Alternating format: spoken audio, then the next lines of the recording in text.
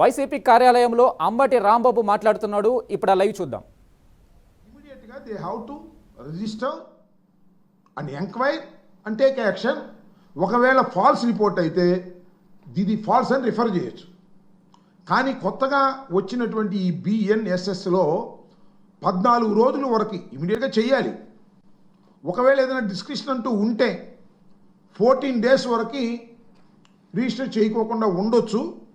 14 days దాటి ఒక్క రోజు కూడా కేసు రిజిస్టర్ చేయకుండా ఉండటానికి వీల్లేదు. ఇది చట్టం. ఇవాళ మేము చెప్పదలుచుకుంది ఏంటంటే 17వ తారీఖున 18వ తారీఖున నేను 19వ తారీఖున ఈ కంప్లైంట్స్ అన్ని ఇచ్చాము. ఎస్పీ గారికి కూడా మేము ఇట్లా ఇచ్చినట్టు యాక్షన్ తీసుకోవడం లేదనే దాని మీద మేము చెప్పడం జరిగింది. నేను చెప్పిన డేట్స్ ప్రకారం 14 డేస్ ఈజ్ ఓవర్.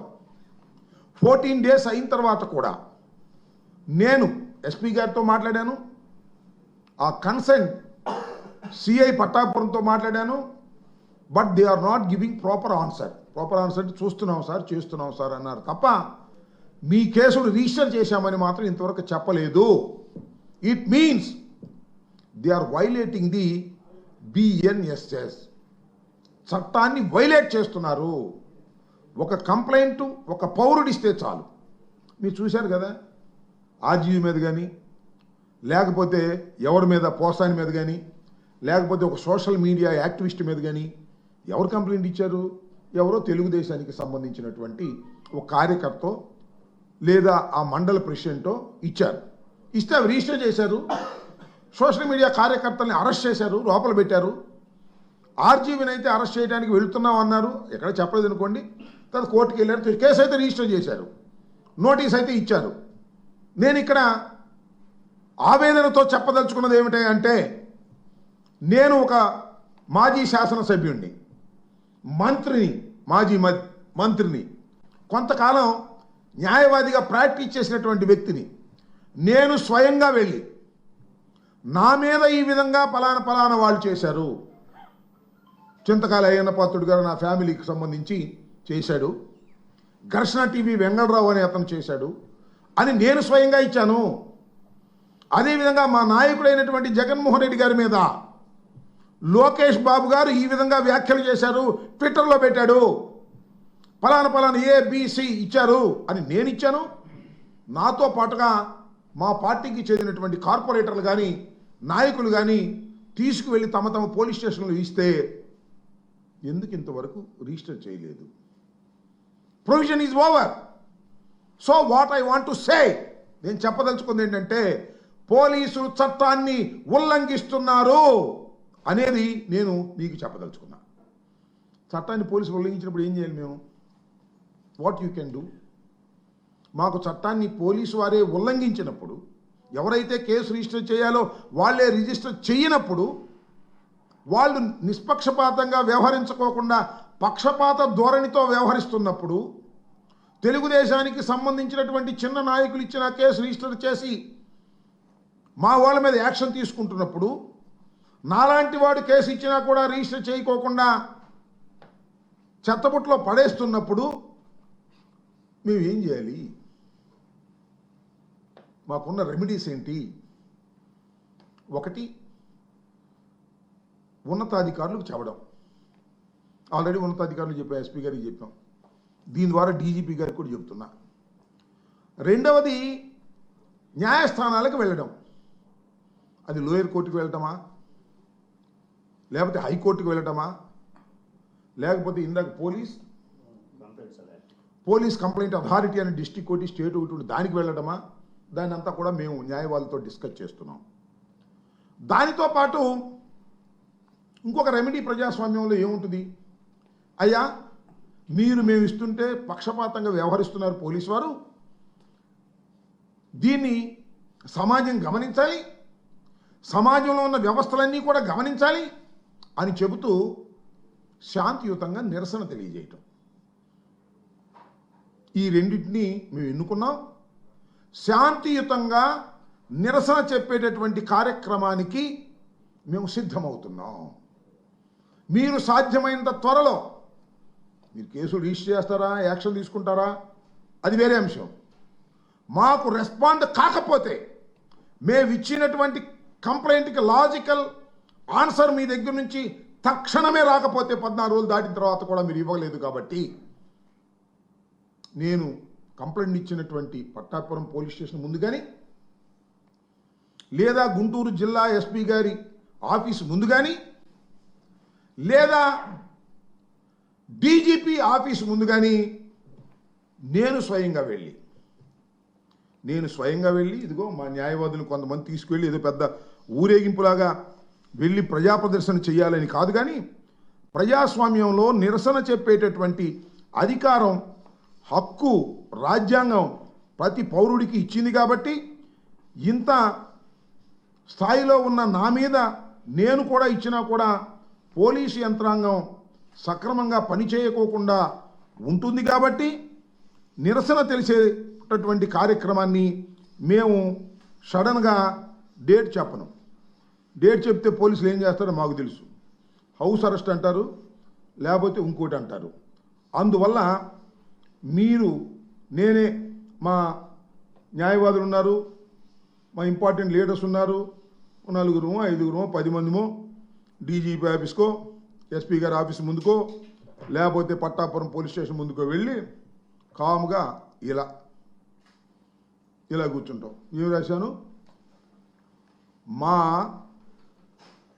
ఫిర్యాదులపై చర్య తీసుకోరా. అయ్యా డీజీపీ గారు,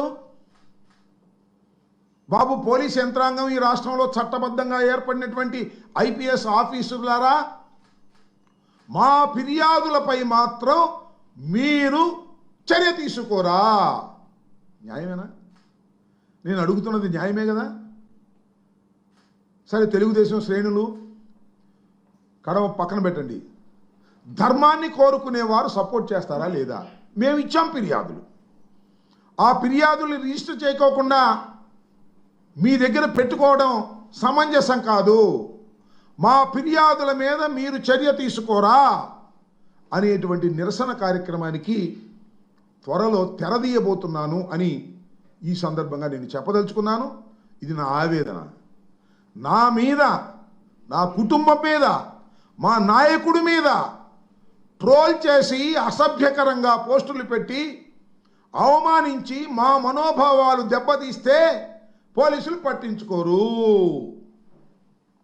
కానీ చంద్రబాబు నాయుడు గారి మనోభావాలు, లోకేష్ గారి మనోభావాలు దెబ్బతింటే ఆగమేఘాల మీద వచ్చి మా సోషల్ మీడియా కార్యకర్తలను పట్టుకుపోయి కొట్టి చిత్రహింసలు చేసి ఒప్పించి జైల్లో పెడతారు. నెలల తరబడి వాళ్ళ జైల్లో ఉండేటువంటి పరిస్థితి. చట్టం తెలుగుదేశం వారికి ఒకటి, వైసీపీకి ఒకటి ఉంటుందా ఈ రాష్ట్రంలో, ఈ దేశంలో? ఈ ప్రశ్నకు సమాధానం చెప్పవలసినటువంటి బాధ్యత ఈ ప్రభుత్వానికి, హోమ్ డిపార్ట్మెంట్కి ఉందా లేదా అనేది ఇక్కడ ప్రశ్న. ఇది నేను చేయబోయే ప్రజాస్వామ్య పద్ధతుల్లో నిరసన. రెండవది, న్యాయస్థానాలకి ప్రైవేట్ కంప్లైంట్ పడేస్తామా, లేకపోతే డిస్ట్రిక్ట్ పోలీస్ కంప్లైంట్ అథారిటీకి వెళ్తామా, లేక హైకోర్టుకి వెళ్తామా, లేక సుప్రీంకోర్టుకు వెళ్తామా?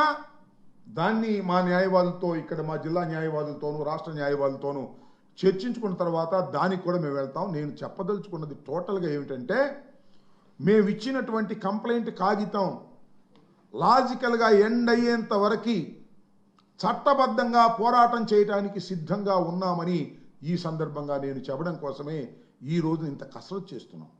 పొద్దునంతా నేను హైదరాబాద్లో హైకోర్టుకు సంబంధించినటువంటి న్యాయవాదులతో మాట్లాడాం, మాకున్నటువంటి ఇక్కడ లీగల్ సెల్ న్యాయవాదులతో మాట్లాడాం. అందరితో మాట్లాడిన తర్వాత ఈ కంక్లూజన్కి రావడం జరిగింది.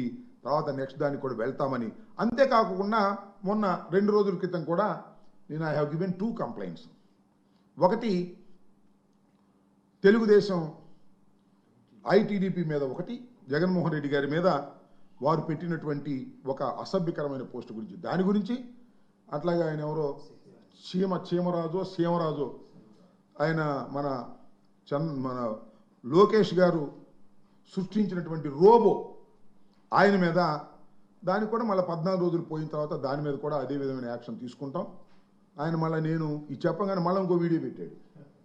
ఏం చేసుకుంటారో చేసుకోండి అంటే లోకేష్ గారి యొక్క సపోర్టు, పోలీస్ యంత్రాంగం యొక్క సపోర్టు వారికి ఉంది కాబట్టి వారు ఆ పద్ధతుల్లో వెళ్ళేటటువంటి ప్రయత్నం చేస్తున్నారు. దానికి కూడా ఎక్నాలెడ్జ్మెంట్ తీసుకోవడం జరిగింది. ఇప్పుడు ఇది 6వ తారీఖు తీసుకున్నాను. దీనికి సంబంధించినటువంటి థంబ్ నెయిల్స్ కూడా ఇది జగన్మోహన్ రెడ్డి గారికి సంబంధించినటువంటి పెట్టినటువంటి అసభ్యకరమైన పోస్టు, దానికి సంబంధించి కూడా మేము ఇచ్చాం. దీనికి ఇంకా టైం మెచ్యూర్ కాలేదు, ఇంకా 14 రోజుల వరకు వారు అట్టు పెట్టుకునే అవకాశం ఉంది కాబట్టి దీని మీద 14 రోజుల తర్వాత చేస్తామని కూడా చెప్తున్నాను. అలాగే నా మీద కూడా ఇవన్నీ పెట్టారని ఇవన్నీ చదివితే మళ్ళీ ట్రోల్ చేస్తున్నారు. నేను అట్లా ట్రోలింగ్ భయపడేవాడిని కాదు. నన్ను ఎన్ని ట్రోల్ చేసుకున్నా నేనేం పెద్ద భయపడే వ్యక్తిని కాదు. దానికి కావాల్సినటువంటి రెమెడీస్ ఏంటో మేము చూస్తాం. నా మీద ట్రోల్ చేస్తున్నారు, ఇదేదో పెట్టామని చెప్పేసి ఒరే ఆంబోతని అవన్నీ రకరకాలుగా పెట్టి ఆయన చదివి వినిపించాను. నా మీద నేనే చదివి వినిపించానని నన్ను ట్రోల్ చేస్తున్నారు. ఒక మిత్రుడేమో ఫోన్ చేసి, ఏం స్వామి నీ మీద నీదే అటు చదువుకున్నావు అంటే, అటు పెట్టింది చదువుతున్నాను స్వామి అన్న. ఎందుకు ఆ చీమరాజు వాళ్ళ జోలికి ఎందుకు అనవసరంగా, చిన్నోళ్ళు కదా, నువ్వు చాలా పెద్దోడు కదా అన్నారు. చిన్న పెద్ద క్వశ్చన్ కాదు. లాని బ్రేక్ చేస్తున్నటువంటి ఎంతటి వాడినైనా చట్టం ముందు సమానమని నిరూపించే పోరాటమే మేము. ఆయన చీమరాజైనా సీమరాజైనా, లోకేష్ బాబు సృష్టించినటువంటి రోబో అయినా చట్ట వ్యతిరేకంగా ప్రవర్తిస్తే వెంట పడుతుంది చట్టం అని నిరూపించడం కోసం ఎక్కడి దాకా అయినా వెళ్తామని చెప్పేందుకే ఈ ప్రయత్నం చేస్తున్నామని కూడా ఈ సందర్భంగా నేను చెప్తూ ఇవాళ ప్రధానంగా